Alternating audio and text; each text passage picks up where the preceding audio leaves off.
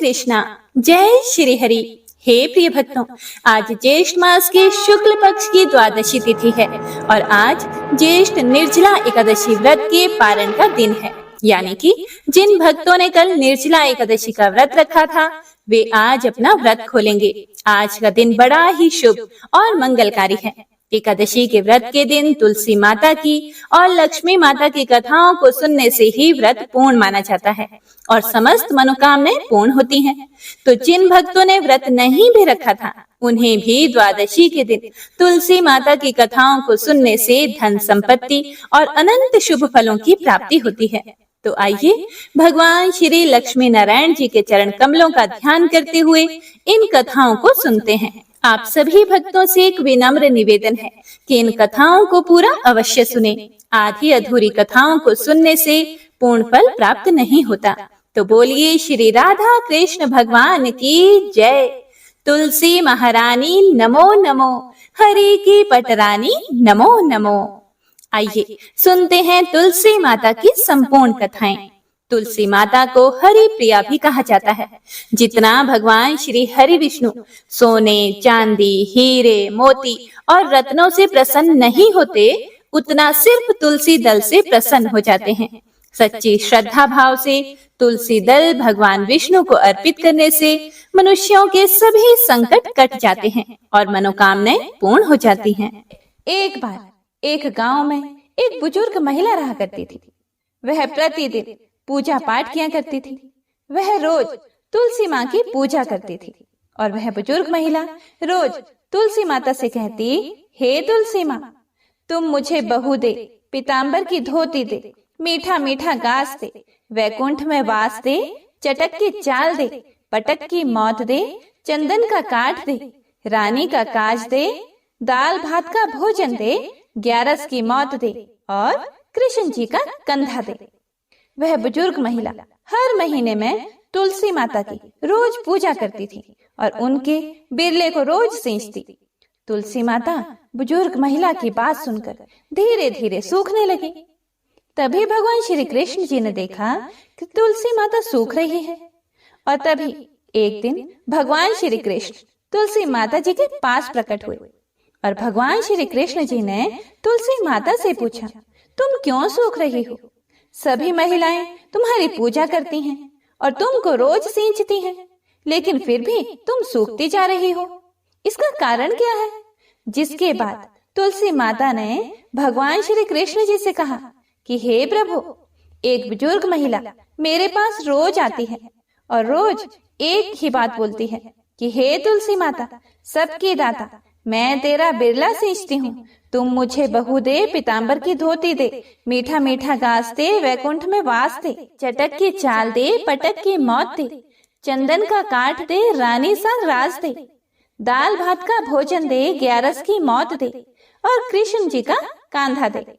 मैं उस बुजुर्ग महिला की सारी मनोकामनाएं पूरी कर सकती हूँ, लेकिन उसकी एक मनोकामना पूरी नहीं कर सकती।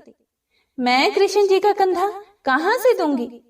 भगवान श्री कृष्ण जी तुलसी माता की यह बात सुनकर जोर जोर से हंसने लगे और फिर भगवान श्री कृष्ण जी ने तुलसी माता जी से कहा कि तुम चिंता मत करो।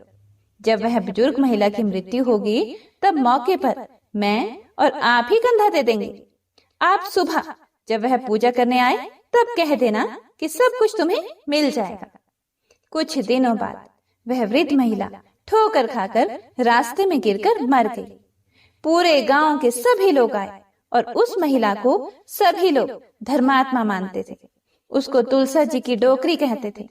उसके परिवार में कोई भी नहीं था, इसीलिए गांव वालों ने ही उसके अंतिम संस्कार करने की योजना बनाई और उसे नहलाकर जब वैकुंठी पर बैठाने के लिए उसे उठाने लगे तो उसका मृत शरीर इतना भारी हो गया था कि उसे कोई उठा नहीं पाया।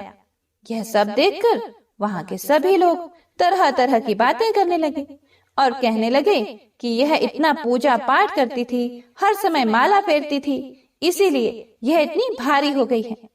वहीं पूरे गांव में चर्चा होने लगी कि डोकरी माई कोई भक्ति नहीं करती थी, यह छल कपट करती थी। हम जिसे धर्मात्मा समझते थे वह पापी है, जो कि किसी से भी नहीं उठ पा रही है। यह इसके कर्मों की सजा है। इधर भगवान ने सोचा कि मेरे भक्तों की निंदा हो रही है, इसीलिए भगवान ने बूढ़े ब्राह्मण का भेष धारण करके वहां पर आए और वहां पर जितने भी लोग इकट्ठे हुए थे उनसे पूछने लगे कि यहाँ पर इतनी भीड़ क्यों लगी है, जिससे लोग कहने लगे कि यह डोकरी माई मर गई है और पाप इतना था कि जिससे यह उठ ही नहीं पा रही है। सब उठा उठा कर थक गए। तब ब्राह्मण जी ने कहा कि मुझे एक बार डोकरी के कानों में कहने दो, फिर वह देखो कैसे उठती है। तो सभी लोगों ने कहा कि आप भी प्रयास करके देख लीजिए। तब भगवान ने उस वृद्ध महिला के कानों में कहा कि हे डोकरी माई, देखो मैं आ गया। और जो भी बुढ़िया माई पूजा करते समय शब्द कहती थी वह शब्द उसके कानों में कहने लगे, तू बिरला सिंचे मेरा, मैं करूं निस्तारा तेरा। डोकरी माई बहू ले, बेटी ले, पोता ले, लड्डू ले, पीतांबर की धोती ले, गहना ले, घी का घड़ा ले, मीठा मीठा खीर और पूड़ी ले, दाल भात का भोजन ले, धन दौलत ले, बेटा पोता को काम ले, तुलसी का पत्ता ले, मुंह में गंगा जल ले, 11 को दिन ले, श्री कृष्ण जी का कंधा ले। इतना सुनते ही डोकरी हल्की हो गई। भगवान ने बोला, आओ और उसको उठाओ। भगवान ने हाथ लगाया और डोकरी उठ गई। सबको बड़ा ही आश्चर्य हुआ। उसे खूब धूमधाम से ले जाया गया। भगवान उसे अपने कंधे पर ले गए। पूरे गांव में इसकी चर्चा होने लगी, जिससे उसको मुक्ति मिल गई और वह वैकुंठ में चली गई। सभी लोग देखते रह गए। सभी लोगों ने देखा कि शमशान घाट तक तो ब्राह्मण साथ ही आया था, लेकिन अब वह दिखाई नहीं दे रहा है। इससे लोगों को समझ में आ गया कि वह और कोई नहीं, स्वयं भगवान ही बूढ़े ब्राह्मण के रूप में आए थे। तो बोलिए श्री राधा कृष्ण भगवान की जय, बोलिए श्री तुलसी शालिग्राम जी की जय। एक बार भगवान विष्णु जी शेषनाग पर बैठे बैठे उदास हो गए और धरती पर जाने का विचार बनाया। धरती पर जाने का मन बनाते ही विष्णु जी जाने की तैयारियों में लग गए। अपने स्वामी को तैयार होता देखकर लक्ष्मी जी ने उनसे पूछा कि हे स्वामी, आप कहाँ जाने की तैयारी में लगे हैं? जिसके उत्तर में विष्णु जी ने कहा कि हे देवी, मैं धरती लोक पर घूमने जा रहा हूँ। यह सुनकर माता लक्ष्मी जी का भी मन धरती पर जाने का हुआ और उन्होंने श्री हरि से इसकी आज्ञा मांगी। लक्ष्मी जी की प्रार्थना करने पर भगवान विष्णु जी बोले कि आप मेरे साथ चल सकते हो, लेकिन एक शर्त पर। अगर आप धरती पर पहुंचकर उत्तर दिशा की ओर ना देखें तो तभी मैं आपको अपने साथ लेकर जाऊंगा। यह सुनते ही माता लक्ष्मी जी तुरंत हाँ कर देती हैं और विष्णु जी के साथ धरती लोक पर जाने के लिए तैयार हो जाती हैं। माता लक्ष्मी जी और भगवान विष्णु जी सुबह सुबह धरती पर पहुंच गए। जब वे पहुंचे तब सूर्य देवता उदय हो ही रहे थे। कुछ दिनों पहले ही बरसात हुई थी, इसीलिए धरती पर चारों ओर हरियाली ही हरियाली थी। धरती बेहद ही सुंदर दिखाई दे रही थी। इसीलिए माँ लक्ष्मी जी मंत्र मुग्ध होकर धरती के चारों ओर देख रही थी। माँ लक्ष्मी जी भूल गई कि पति को क्या वचन देकर साथ आई है। अपनी नजर घुमाते हुए उन्होंने कब उत्तर दिशा की ओर देखा, उन्हें पता ही नहीं चला। मन ही मन में मुग्ध हुई माता लक्ष्मी जी ने जब उत्तर दिशा की ओर देखा तो उन्हें एक सुंदर बगीचा नजर आया। उस ओर से भीनी भीनी खुशबू आ रही थी। बगीचे में बहुत ही सुंदर सुंदर फूल खिले हुए थे। फूलों को देखते ही माँ लक्ष्मी बिना सोचे समझे उस खेत में चली गई और एक सुंदर सा फूल तोड़कर लाई। फूल तोड़ने के बाद जैसे ही माँ लक्ष्मी जी भगवान विष्णु के पास वापस लौट कर आई, तब भगवान विष्णु जी की आंखों में आंसू भरे थे। माँ लक्ष्मी जी के हाथ में फूल देखकर विष्णु जी बोले कि कभी भी किसी से बिना पूछे उसका कुछ भी नहीं लेना चाहिए, और साथ ही माँ लक्ष्मी जी को विष्णु जी को दिया हुआ वचन भी याद दिलाया। माँ लक्ष्मी जी को जब अपनी भूल का आभास हुआ तो उन्होंने भगवान के सामने इस भूल की क्षमा मांगी। विष्णु जी ने कहा कि आपने जो भूल की है उसकी सजा तो आपको अवश्य मिलेगी। जिस माली के खेत से आपने बिना पूछे फूल तोड़ा है, यह एक प्रकार की चोरी है। इसीलिए अब आप 3 वर्षों तक माली के घर नौकर बनकर रहो। उसके बाद मैं आपको वैकुंठ में वापस बुलाऊंगा। भगवान विष्णु जी का आदेश मानकर माता लक्ष्मी जी चुपचाप सर झुकाकर मान स्वीकार किया। जिसके बाद माँ लक्ष्मी जी ने एक गरीब औरत का रूप धारण किया और उस खेत के मालिक के घर गई। माधव नाम के उस मालिक का एक झोपड़ा था, जहां माधव पत्नी, 2 बेटे और 3 बेटियों के साथ रहता था। माता लक्ष्मी जी जब एक साधारण औरत बनकर माधव के झोंपड़े पर पधारी, तो माधव ने पूछा कि बहन आप कौन हो? तब माँ लक्ष्मी ने कहा कि मैं एक गरीब औरत हूँ, मेरी देखभाल करने वाला कोई नहीं, मैंने कई दिनों से खाना भी नहीं खाया, मुझे कोई भी काम दे दो, मैं तुम्हारे घर का काम किया करूंगी और इसके बदले में आप मुझे अपने घर के एक कोने में आसरा दे देना। माधव बहुत ही अच्छे दिल का मालिक था, उसे उन पर दया आ गई, लेकिन उसने कहा बहन मैं तो बहुत ही गरीब हूँ, मेरी कमाई से मेरे घर का खर्च काफी कठिनाई से चलता है, लेकिन अगर मेरी 3 बेटियां हैं उसकी जगह अगर 4 बेटियां होती तो भी मुझे गुजारा करना था। अगर आप मेरी बेटी बनकर और जैसा रूखा सूखा हम खाते हैं उसमें खुश रह सकती हो तो बेटी अंदर आ जाओ। माधव ने माँ लक्ष्मी जी को अपने झोंपड़े में शरण दे दी और माँ लक्ष्मी जी 3 साल तक उस माधव के घर पर नौकरानी बनकर रही। कथा के अनुसार कहा जाता है कि जिस दिन माँ लक्ष्मी जी माधव के घर आई थी, उसके दूसरे दिन ही माधव को फूलों से इतनी आमदनी हुई कि शाम को उसने एक गाय खरीद ली। फिर धीरे धीरे माधव ने जमीन खरीद ली और सबने अच्छे अच्छे कपड़े भी बनवा लिए। कुछ समय बाद माधव ने एक बड़ा पक्का घर भी बनवा लिया। माधव हमेशा सोचता था कि मुझे यह सब इस महिला के आने के बाद ही मिला है, इस बेटी के रूप में मेरी किस्मत आ गई है। एक दिन माधव जब अपने खेतों से काम खत्म करके घर आया तो उसने अपने घर के द्वार पर गहनों से लदी एक देवी स्वरूप औरत को देखा। जब वह पास गया तो उसे आभास हुआ कि यह तो मेरी मुंह बोली चौथी बेटी यानी वही औरत है। कुछ समय के बाद वह समझ गया कि यह देवी कोई और नहीं बल्कि स्वयं माँ लक्ष्मी जी है। यह जानकर माधव बोला कि हे माँ मुझे क्षमा कर दो, हमने आपसे अनजाने में ही घर और खेत में काम करवाया। हे माँ यह हमसे कैसा अपराध हो गया, माँ हम सबको माफ कर दो। यह सुनकर माँ लक्ष्मी जी मुस्कुराई और बोली कि हे माधव तुम तो बहुत ही अच्छे और दयालु व्यक्ति हो, तुमने मुझे अपनी बेटी की तरह रखा, अपने परिवार का सदस्य बनाया। इसके बदले मैं तुम्हें वरदान देती हूँ कि तुम्हारे पास कभी भी खुशियों की और धन की कमी नहीं रहेगी, तुम्हें सारे सुख मिलेंगे जिसके तुम हकदार हो। इसके बाद माँ लक्ष्मी जी अपने स्वामी श्री हरि के द्वारा भेजे रथ में बैठकर वैकुंठ लोक चली गई। हे माँ मेरी नम्र विनती है कि जैसे माधव पर कृपा दृष्टि रखी वैसी ही कृपा दृष्टि हमारे समाज और देश पर रखना। कथा को सुनने वाले, सुनाने वाले और हुंकारा भरने वाले सभी भक्तजनों पर रखना।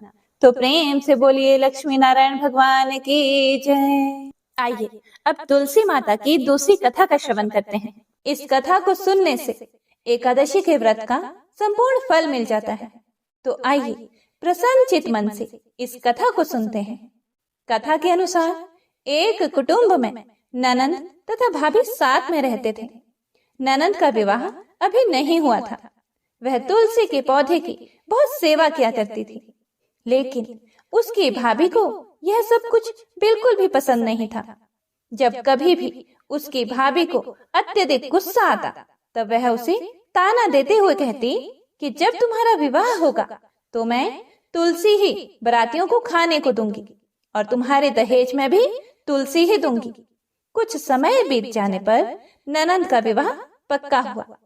विवाह के दिन भाभी ने अपने कहे अनुसार, मतलब जैसा कि वह हमेशा बोला करती थी कि तुम्हारे विवाह में बारातियों को तुलसी ही खाने को दूंगी और दहेज में भी तुलसी ही दूंगी, तो भाभी ने बारातियों के सामने तुलसी का गमला फोड़ दिया और बारातियों को उसे खाने के लिए कहा। तुलसी माता की कृपा से वह फूटा हुआ गमला अनेकों स्वादिष्ट पकवानों में बदल गया। भाभी ने गहनों के नाम पर तुलसी की मंजरी से बने हुए गहने पहना दिए और वे भी सुंदर सोने जवाहरात में बदल गए। भाभी ने वस्त्रों के स्थान पर तुलसी का जनेऊ रख दिया और वह रेशमी तथा सुंदर वस्त्रों में बदल गया। जब ननंद ससुराल पहुंची तो उसके ससुराल में उसके दहेज की बहुत प्रशंसा की गई। जब यह बात भाभी के कानों तक पहुंची तो उसे बड़ा ही आश्चर्य हुआ। उसे अब तुलसी माता की पूजा का महत्व समझ में आया। भाभी की एक लड़की थी। वह अपनी लड़की से कहने लगी कि तुम भी तुलसी की सेवा किया करो, तुम्हें भी बुआ की तरह फल मिलेगा। वह जबरदस्ती अपनी बेटी से तुलसी माता की सेवा करने को कहती, लेकिन लड़की का मन तुलसी सेवा में नहीं लगता था।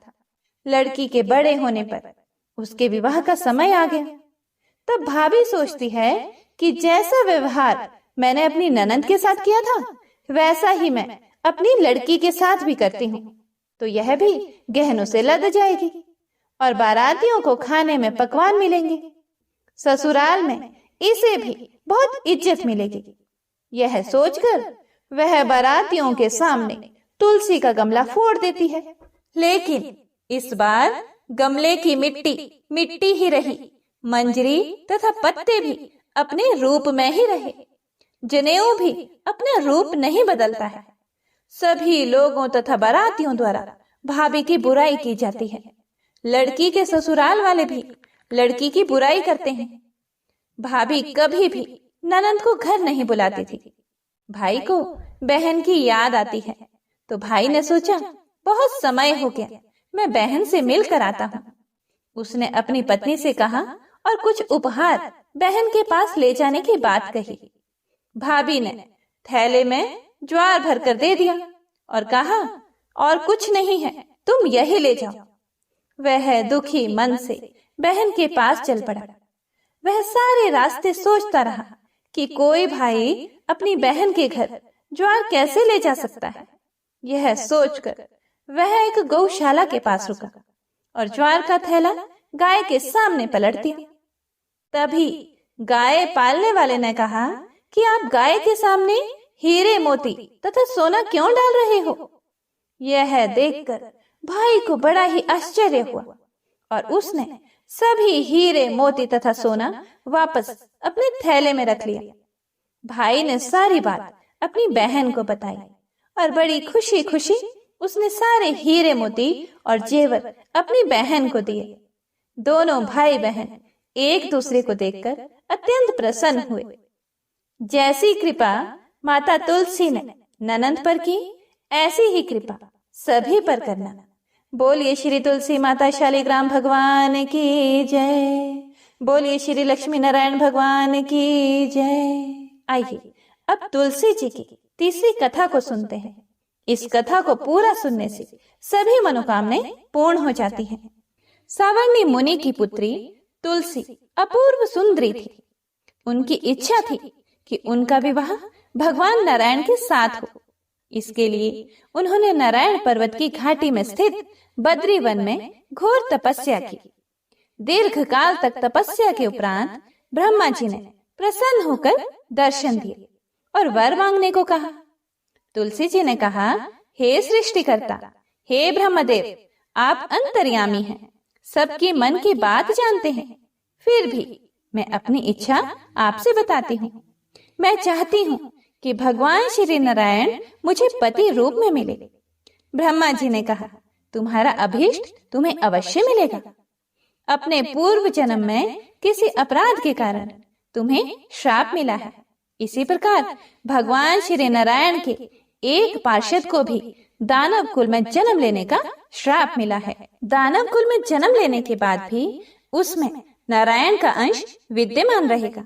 इसीलिए इस जन्म में पूर्व जन्म के पाप के शमन के लिए संपूर्ण नारायण तो नहीं मिलेंगे, लेकिन नारायण के अंश से युक्त दानव कुल में जन्मे उस शापग्रस्त पार्षद से तुम्हारा विवाह होगा।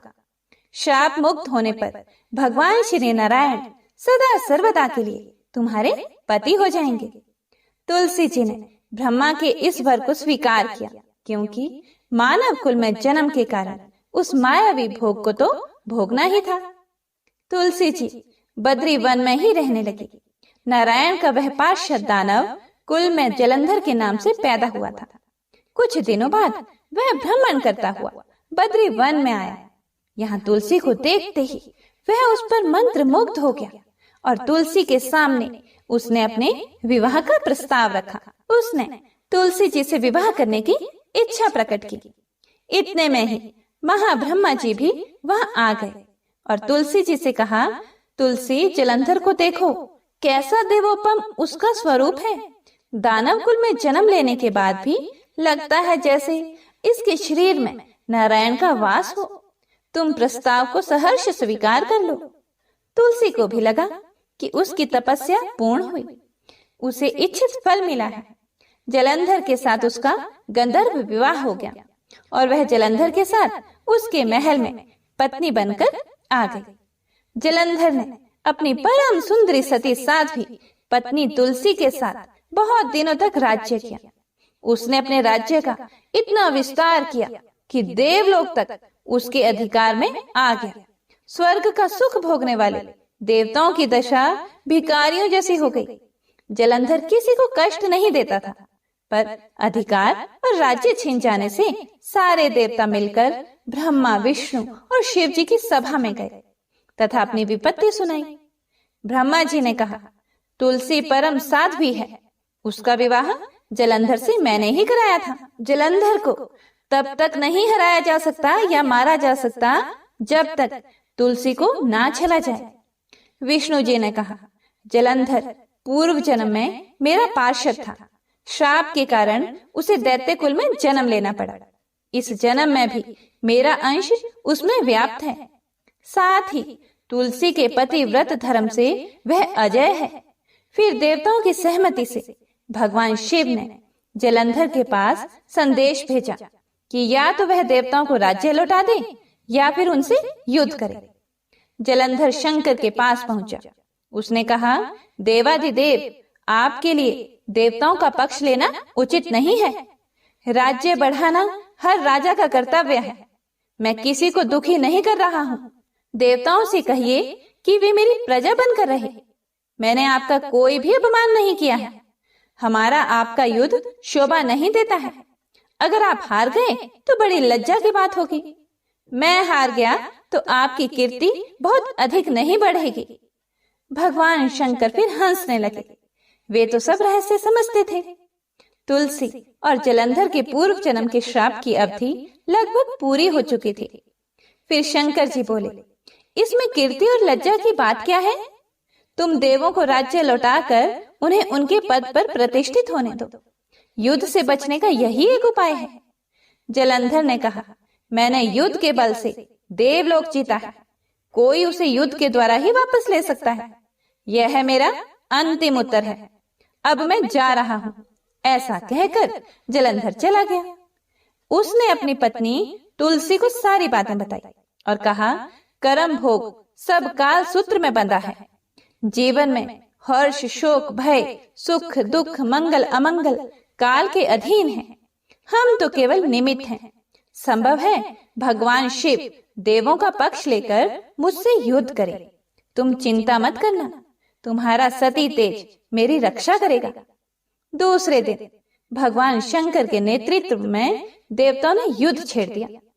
जलंधर ने भीषण बाणों की वर्षा कर उनका वेग रोका। उसके प्रहार से देवता डगमगाने लगे। उसने दानवी शक्ति का प्रयोग करके मायावी युद्ध आरंभ किया। युद्ध स्थल पर वह किसी को भी दिखाई नहीं देता था, पर उसके अस्त्र शस्त्र प्रहार कर देवों को घायल कर रहे थे।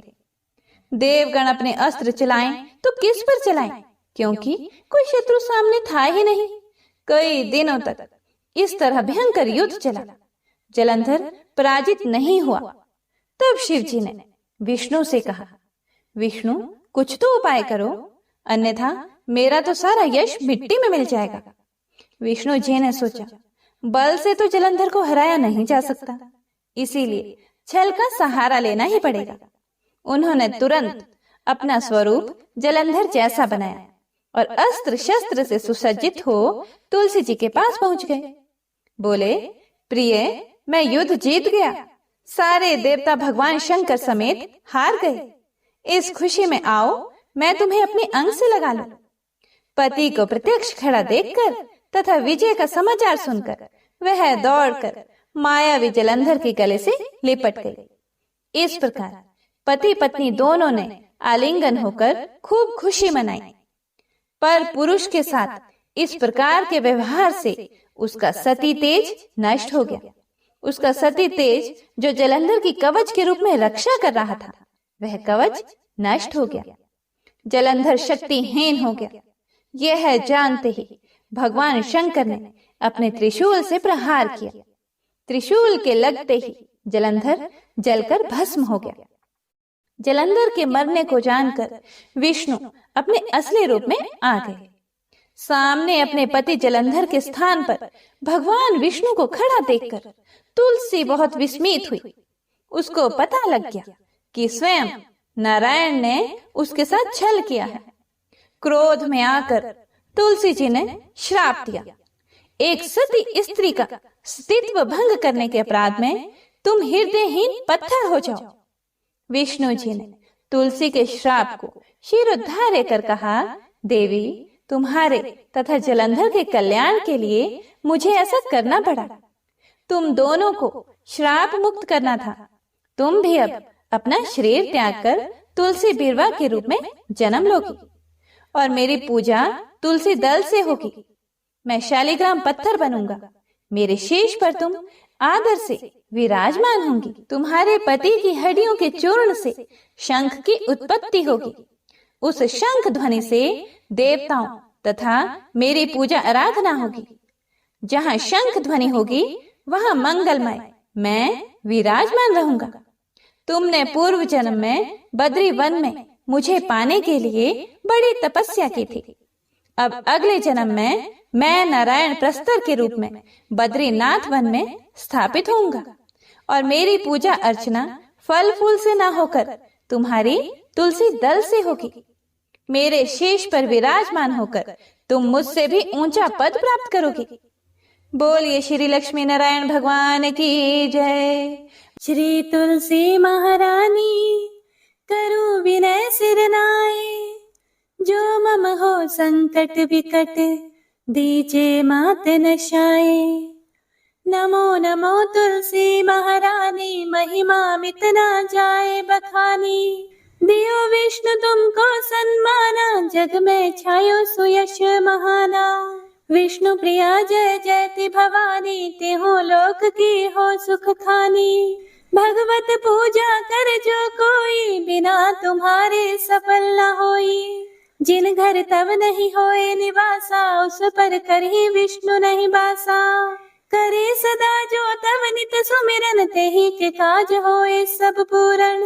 कार्तिक मास महात्म तुम्हारा, ताको जानत सब संसारा। तब पूजन जो करे कुंवारी, पावे सुंदर वर सुकुमारी। करे जो पूजन नित प्रति नारी, सुख संपत्ति से होए सुखारी। वृद्धा नारी करे जो पूजन, मिले भक्ति होवे पुलकित मन। श्रद्धा से पूजे जो कोई, भवनिधि से तर जावे सोई। कथा भागवत यज्ञ करावे, तुम बिन नहीं सफलता पावे। छायो तब प्रताप जग भारी, ध्यावत तुम्ही सकल चित धारी। तुम्ही मात यंत्रण तंत्रण में, सकल काज सिद्धि होवे क्षण में। औषधि रूप आप हो माता, सब जग में तव यश विख्याता। देव ऋषि मुनियों तपधारी, करत सदा तव जय जयकारी। वेद पुरातन तव यश गाया, महिमा गम पार नहीं पाया। नमो नमो जय जय सुख कारणि, नमो नमो जय दुख निवारणी। नमो नमो सुख संपत्ति देनी, नमो नमो अघ काटन छेनी। नमो नमो भक्तन दुख हरनी, नमो नमो दुष्टन मद छेनी। नमो नमो भव पार उतारनी, नमो नमो परलोक सुधारनी। नमो नमो निज भक्त उबारनी, नमो नमो जन काज सवारनी। नमो नमो जय कुमति निशावनी, नमो नमो सुख उपजावनी। जयति जयति जय तुलसी माई, ध्याओ तुमको शीश नवाई। निज जन जानि मोहि अपनाओ, बिगड़े कारज आप बनाओ। करूं विनय मैं मात तुम्हारी, पूर्ण आशा करहूं हमारी। शरण चरण कर जोरी मनाओ, निश दिन तेरे ही गुण गाओ। करहूं मात अब मोह पर दाया, निर्मल होए सकल मम काया। मांगू मात यह वर दीजे, सकल मनोरथ पूर्ण कीजे। जानू नहीं कुछ नेम आचारा, क्षमहु मात अपराध हमारा। 12 मास करे जो पूजा, ता सम जग में और न दूजा। प्रथम ही गंगा जल मंगवावे, फिर सुंदर स्नान करावे। चंदन अक्षत पुष्प चढ़ावे, धूप दीप नैवेद्य लगावे। करे आचमन गंगा जल से, ध्यान करे हृदय निर्मल से। पाठ करे फिर 40 की, स्तुति करे मात तुलसा की। यह विधि पूजा करे हमेशा, ताके तन नहीं रहे कलेशा। करे मास कार्तिक का साधन, सोवे नित पवित्र सिद्ध होई जाहे। है ये कथा महा सुखदाई, पढ़े सुने सो भव तर जाई। तुलसी मैया तुम कल्याणी, तुम्हारी महिमा सब जग जानी। भावना तुझे मनित नित ध्यावे, गागा कर्मा तुझे रिझावे। यह श्री तुलसी 40 पाठ करे जो कोई, गोविंद सो फल पावहि, जो मन इच्छा होए। श्री तुलसी 40 संपूर्ण। हे प्रिय भक्तों, आपको आज की कथा पसंद आई हो तो वीडियो को लाइक, शेयर, कमेंट जरूर कीजिएगा और साथ ही चैनल को सब्सक्राइब भी कीजिएगा